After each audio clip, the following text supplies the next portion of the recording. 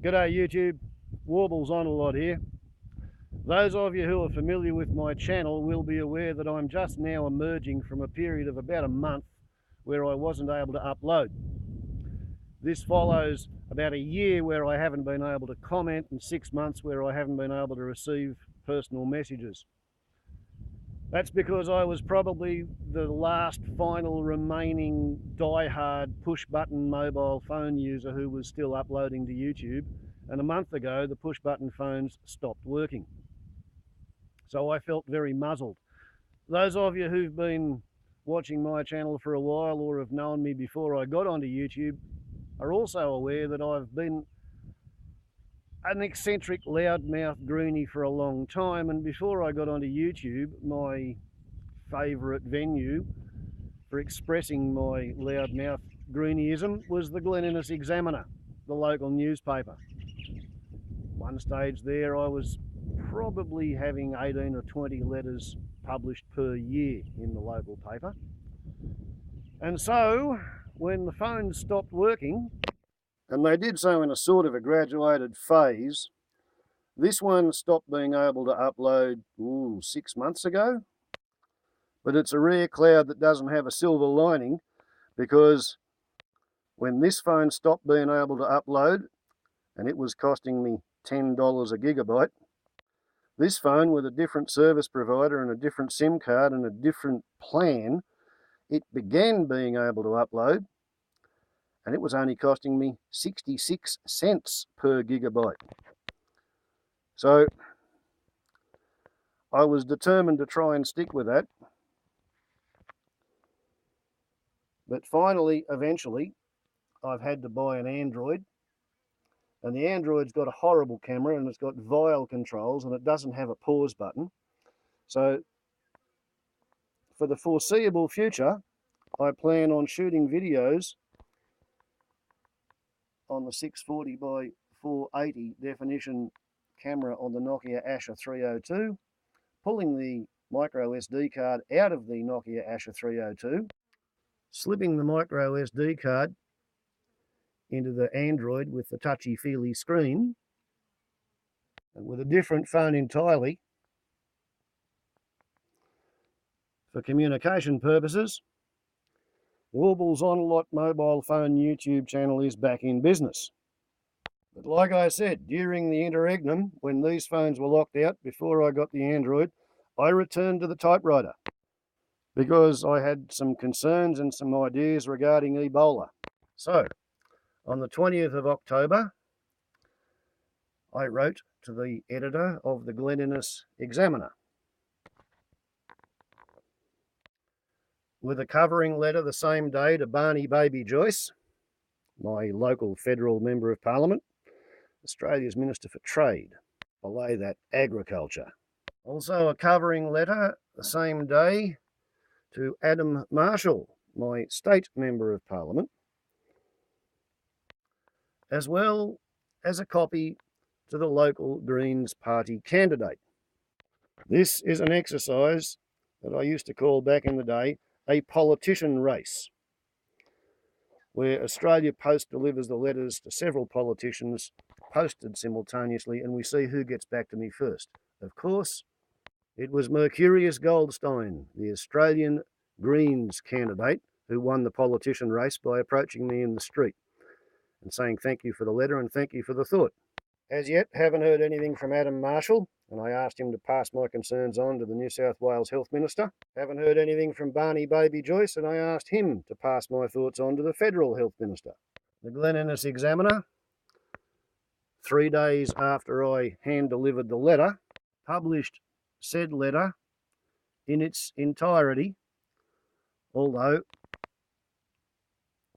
they did manage to spell my name wrong. There's supposed to be an H between the W and the A, which reads as follows.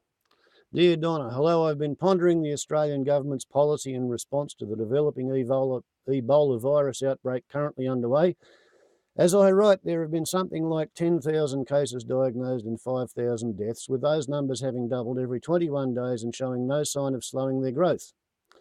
The one patient who managed to enter the USA while incubating the virus, thus requiring identification, diagnosis and treatment, took approximately 100 doctors and nursing staff to barrier nurse him in isolation, and 2 of those nurses became infected with the virus despite having used full-body, quote, spray-proof, unquote, isolation suits. Apparently they contaminated themselves while disrobing at the finish of their shift.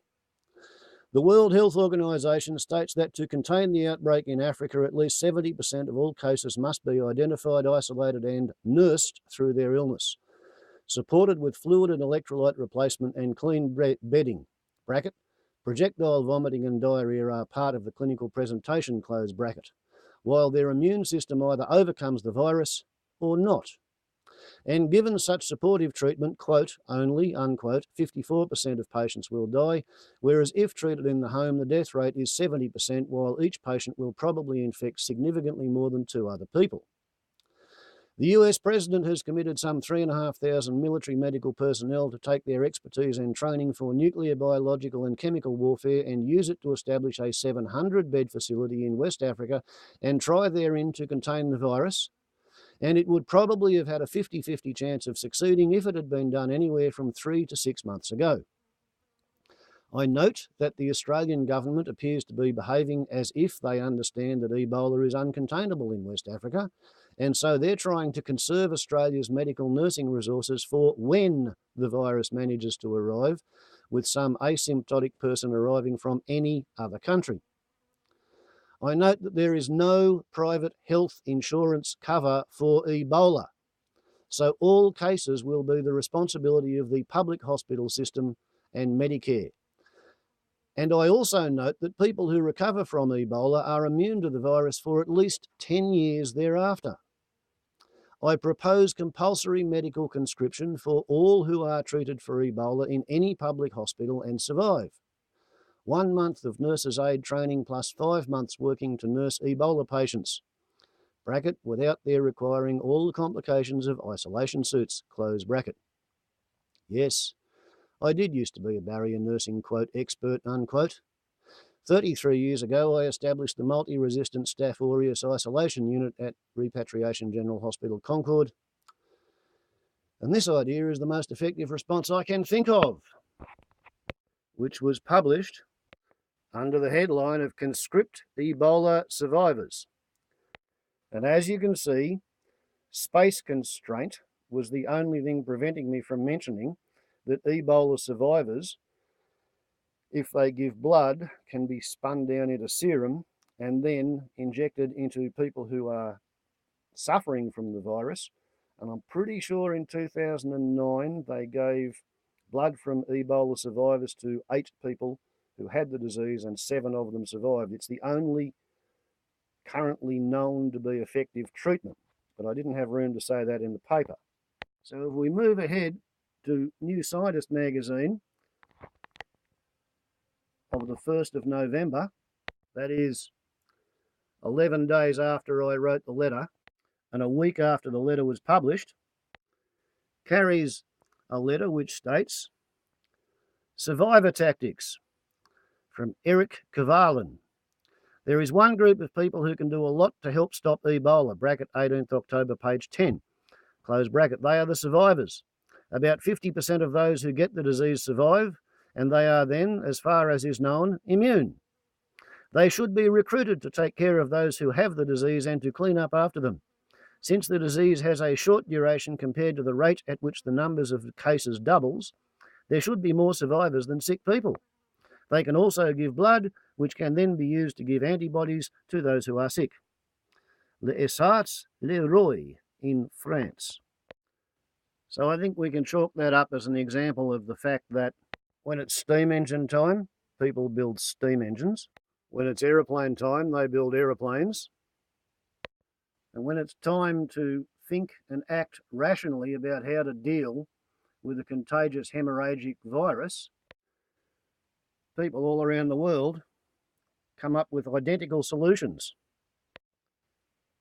But it's really nice to see that New Scientist, with all its high-tech information technology and connectivity, can still be beaten into print by an old-fashioned cellulose-based newspaper, which received its material hand-delivered after having been composed on a typewriter, which was all that was working after my trusty, rusty push-button mobile phones got kicked off YouTube and I didn't have an Android.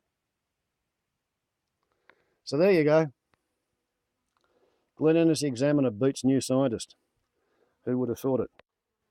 Typewriter beats email. Who would have thought that? Personally, I reckon most people would have given long odds against the idea that you can still beat New Scientist's email if you use a typewriter and hand it in to the local newspaper and they'll print it on newsprint. We still haven't heard from Barney Baby Joyce or Adam Marshall, both of whom are members of the government. So, there we go. Multifunctional update. The only thing I haven't mentioned is that as far as I can see, I'm still stuck with a 15-minute upload time limit. I did have a crack at putting out a 49-minute video on Sunday. The Outsiders and First Dog on the Moon uploaded, looked like it was uploading. It said it had finished uploading all 600 megabytes worth of data. It cost me 40 cents on this marvellous, ancient, obsolete Optus SIM card. Would have cost me $4 if I'd tried to do that. $6 through Telstra and $4, yeah, $4 on Optus with their new SIM card, but that's a sidetrack, I digress. Just as the video, which had been appearing in my scroll for the hour or so that it took to upload and process, just as it finished processing, it simply disappeared. One of my subs, Walkabout16, has suggested that what I need to do is sign in again to YouTube. Well, mate, I've signed into YouTube 100 bloody times over the last month. That was part of the dying process of the push-button mobiles, was that it kept repeatedly asking me to sign in and prove who I was. It's how this particular phone was excommunicated from YouTube. Was I bought a Nokia 300 Bolt. No, it might have been a Nokia 301 Bolt, whatever it is, on the theory that it would have modern software and it would be able to cope with the Google Chrome web browser, but no, its Symbian operating system couldn't deal with it. But because I used that phone to sign in to YouTube, YouTube had required me to prove who I was, and this phone was unable to scroll far enough across or down to reach the password entry window, so it can never get back to my YouTube channel.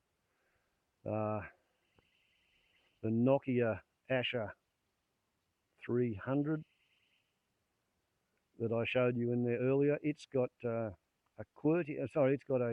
alphanumeric keypad and it's got a touch screen. And the theory was, when I bought that, it would maybe teach my retarded anti-computerized opinions to be able to deal with the touchscreen operating type system. So it's now become the upload from my old 6120 Classic, the one with the buttons falling off it. And as long as I keep things to under 15 minutes, I'm back on YouTube. One thing I have yet to figure out how to do is to edit the titles and the clip description after I've uploaded, but you know, if I can't do that, so be it. At least I'm back. I can answer comments again. I can reply to comments again. I can receive personal messages, but I haven't figured out how to reply to them. I've tried the protocol that people have suggested and it does not work. I go to their channel, I hit the about key and I get nowhere. But anyway, I'm back because I have drunk the Google Kool-Aid and I have become androidificated with a touchy-feely screen and all. Warbles on a lot to YouTube. Ciao.